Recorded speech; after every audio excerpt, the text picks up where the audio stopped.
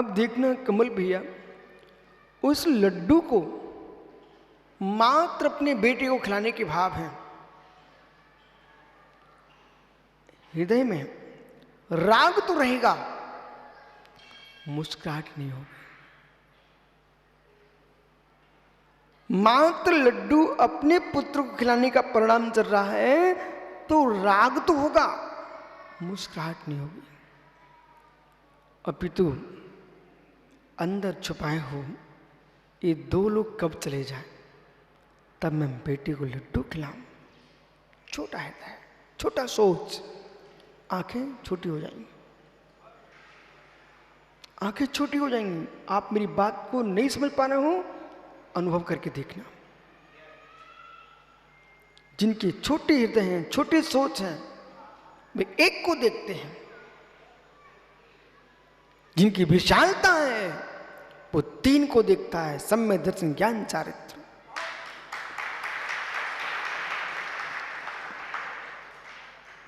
अब कमल भैया, अरिजीत सागर के पिताजी पंडित जी बैठे यहां पर, ये आहार देने गए।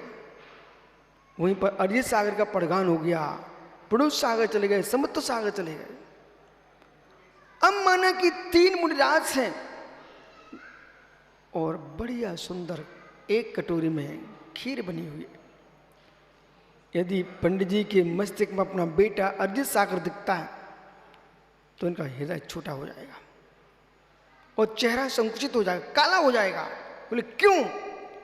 दो महाराज और हैं, छुपा के देते हैं, ढक के देखते हैं। मेरे मित्र, राग तो बढ़ते दिखेगा लेकिन मुनिचर्या का आनंद कराते बिल्कुल नहीं दिखेगा।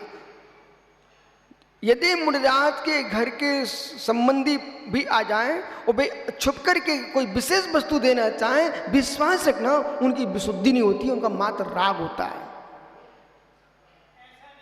ऐसा ही होता है, जो छुप के अलग से देना चाहें विशुद्धि नहीं होती, राग होता है। और जिनके मस्तिष्क में ये होता है, बीतरागी दिगंबर मुनिराज हैं, सभी उसमें मुनिराज हैं, ऐसा करके देगा, उसके हृदय में राग नहीं होता, विशुद्ध परिणाम होते हैं।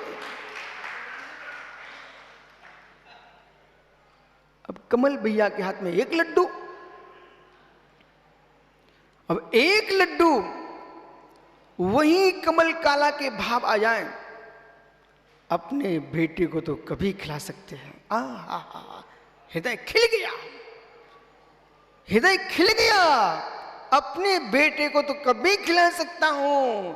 एक गरीब का बच्चा कब आएगा मेरे द्वार, मेरे भाई का बेटा कब मेरे सामने आएगा। और उन्होंने उसके 3 भाग कर दिए और तीनों को बराबर दिया है। कमल का हृदय कमल खिल जाएगा।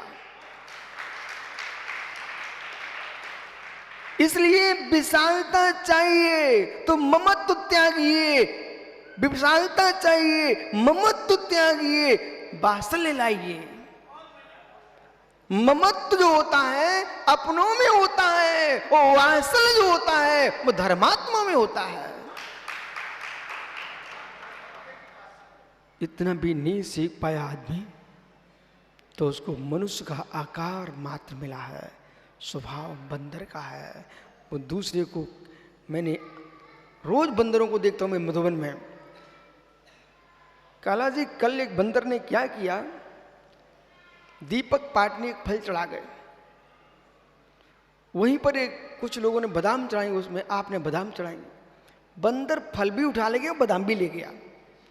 उसने क्या किया, अपने पैर में फल को दबा लिया, बादाम खाता रहा।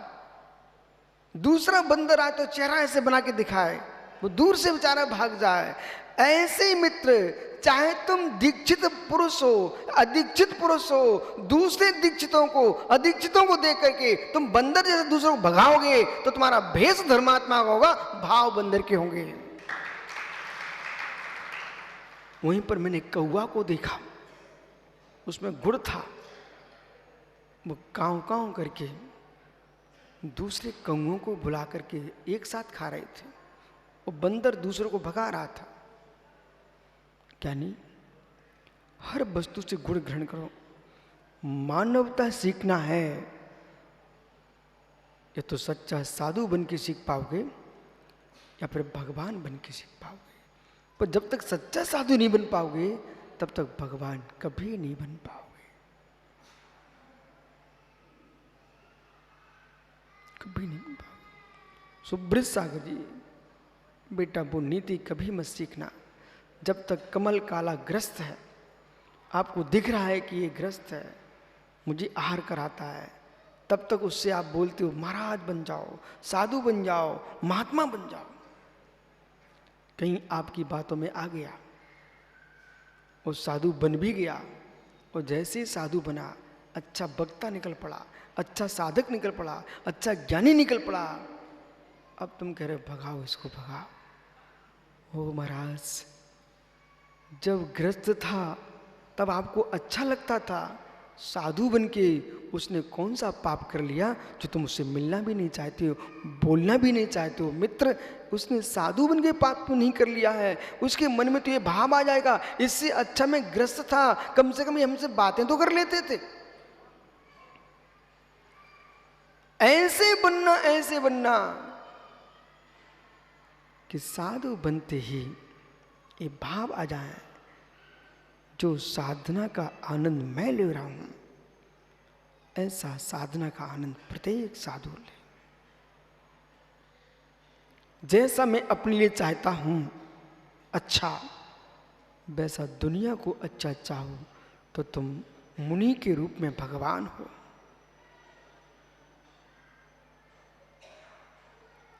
काला जी, महाराज बाद में बनना, पहले निर्विकल्प निर्द्वंद सच्चा पिता बन जाना, जो कि अपने सारे बेटों को एक सदृश देखे, संपूर्ण संतानों को सदृश देखे। घर का मुखिया बन जाना, अपने प्रत्येक परिवार के सदस्य को एक जैसा देखना सीखो। समाज के मुखिया बन जाना, संपूर्ण समाज को एक जैसा देखने की क्षमता लाओ। देश का मुखिया बन जाना, संपूर्ण देश को एक दृष्टि में देखना सीख लोगे। फिर साधु बनना, सारे विश्व को एक जैसा देखना सीख लेना।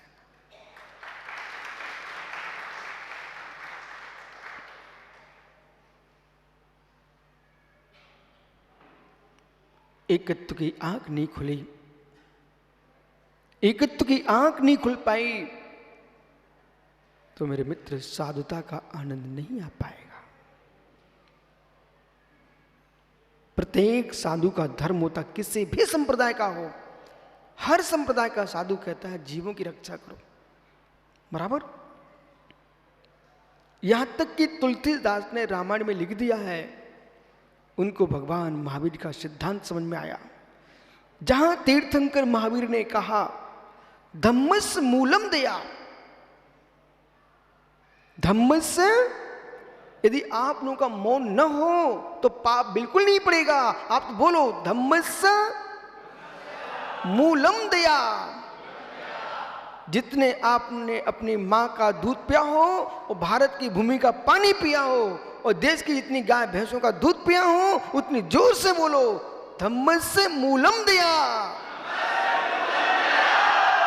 धम्मस्य मूलम दया। यदि धर्म का कोई मूल है उसका नाम दया है। इस सूत्र को प्राकृत भाषा का सूत्र था, इसको तुलसीदास जी ने ब्रज भाषा में अपनी रामायण में प्रयोग किया। दया धर्म का मूल है, पाप मूल अहिमान, तुलसी दया न छोड़िए जब तक घट में प्राण। जब रामायण को तुम मानते हो, राम को मानते हो, कृष्ण को मानते हो, तो मित्र आपको बोध होना चाहिए जब हर संप्रदाय का साधु कहता है दया धर्म है, दया धर्म है। और मालूम भागवत गीता में तो जो जिनवाणी में लिखा था अहिंसा परमो धर्मा, भागवत गीता में सूत्र ज्यों का त्यों लिखा हुआ है। शांति पर्व में लिखा है भागवत में अहिंसा परमो धर्मा। तब अहिंसा परमो धर्म सूत्र है ही, फिर एक संप्रदाय दूसरे संप्रदाय को देखना पसंद ना करें, एक जाति दूसरी जाति को देखना पसंद ना करें। एक यूथ ग्रुप दूसरे को देखना पसंद ना करे, भाई भाई को देखना पसंद ना करे, साधु साधु को देखना पसंद ना करे, तो धम्मस्य मूलम दया का क्या होगा।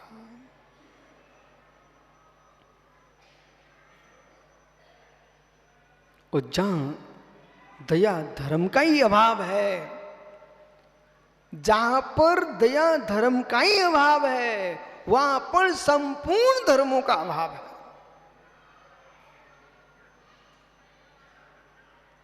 हिंसक, क्रूर परिणामी, संक्लेशी क्या विशुद्धि बना पाएगा। विशुद्धि नहीं है तो भगवत्ता की सिद्धि कैसे। महात्मा सागर जी, दुग्ध ही नहीं है तो दधी मक्खन कैसा, घृत कैसा। दुग्ध है पर जामन नहीं है तो दही कैसा। दुग्ध है जामन नहीं है तो दही कैसा। बिना जामन के जमेगा कैसे। किसी ना किसी वस्तु का जामन तो डालना पड़ेगा, चाहे खोपड़ा डालो, चाहे सिक्का चांदी का डालो, मित्र जामन तो देना पड़ेगा। जामन नहीं है तो दही कैसे। ऐसे मित्र दुग्ध साधु भैंस तो आ गया, समता करुणा का जामन नहीं है तो मक्खन कैसे निकालोगे और घृत कैसे निकालेंगे आप। दुर्ग के अध्यक्ष जी, आप ज्येष्ठ भाई हो ना, छोटा भैया नहीं है क्या? है ही नहीं है। आपसे छोटा नहीं है कोई, है ना? हाँ मित्र, उस छोटे भाई को छोड़ मत देना, उसी ने आपको बड़ा बनाया है।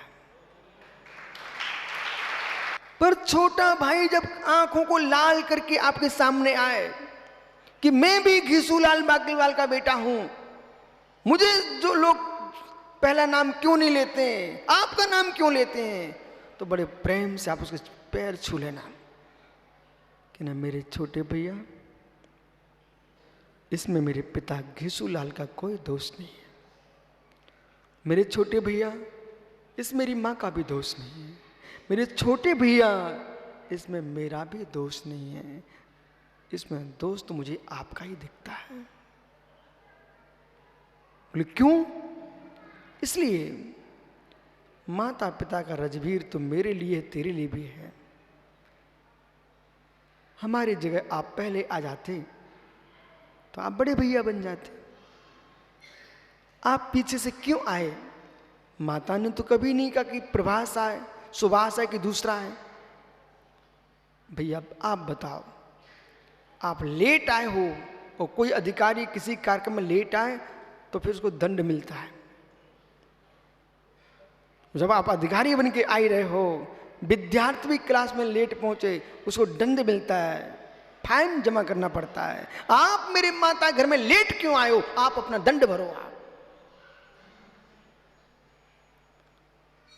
तब समझ में आएगा सुब्रत सागर जी कि विष्णु सागर कहें कि आचार्य विराग सागर विशुद्ध सागर का नाम क्यों लेते, मेरा बाद में क्यों लेते। तो इसमें न मेरा दोष है न विराग सागर का दोष है। ये लेट क्यों आए? इनको जल्दी आना चाहिए था, पहले दीक्षा लेना चाहिए था ना।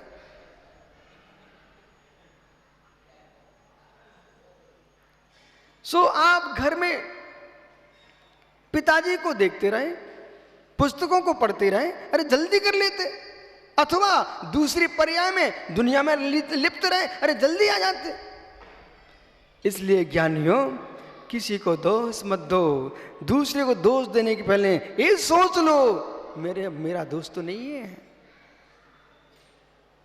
बैठ जाओ।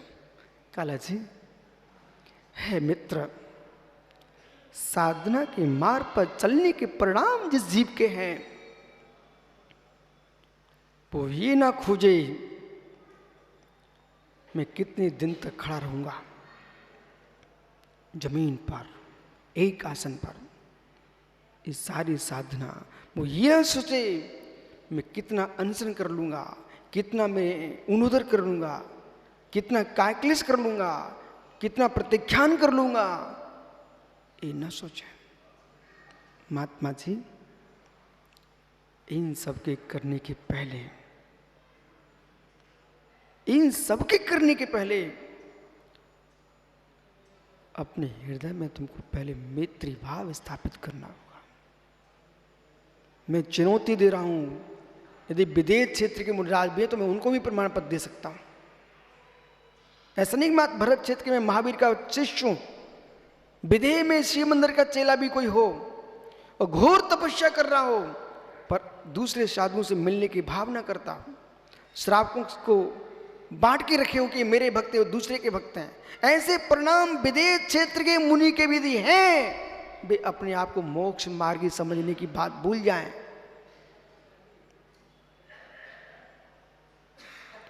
भरत क्षेत्र के नहीं, मात भरत नहीं, ऐरावत के हों, विदेह के हों, कोई भी मुनिराज होंगे और उनके मस्तिष्क में चल रहा है कि मैं श्रेष्ठ साधु हूं और उनके मन में मैत्री भाव का अभाव है। काला जी, ऐसा लगता है अभी उन्होंने सामायिक की परिभाषा को नहीं पढ़ा। जिस दिन समत्व सागर सामायिक की परिभाषा पढ़ लोगे ना, उस दिन बेटा हर व्यक्ति के प्रति हम उस दर्शन के साधु हैं, मैं उस दर्शन का साधु हूं जिस दर्शन में उपसर्ग करने वाले की भी रक्षा की जाती है। एक चींटी लग गई, लाल चींटी काट रही है, उसे दया नहीं मेरे ऊपर, पर मैं सोच रहा हूं ये मर ना जाए। साधु को कोई तलवार चला रहा हो, साधु ये सोचे इसका ऊपर कोई वार ना करते। वार करने वाले को भी आशीर्वाद जहां होता है उसका नाम दिगंबर साधु है।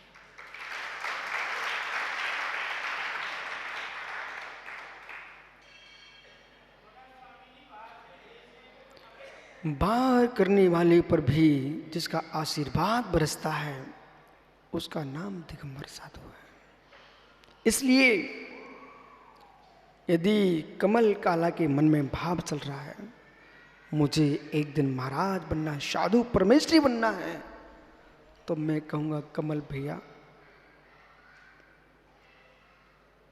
सबसे पहले आप आज से ही, कल के लिए मत छोड़ना, आज से ही वो साधना करो जिसमें आपको अपना पुत्र और दूसरे के पुत्र में भेद दिखना बंद हो जाए।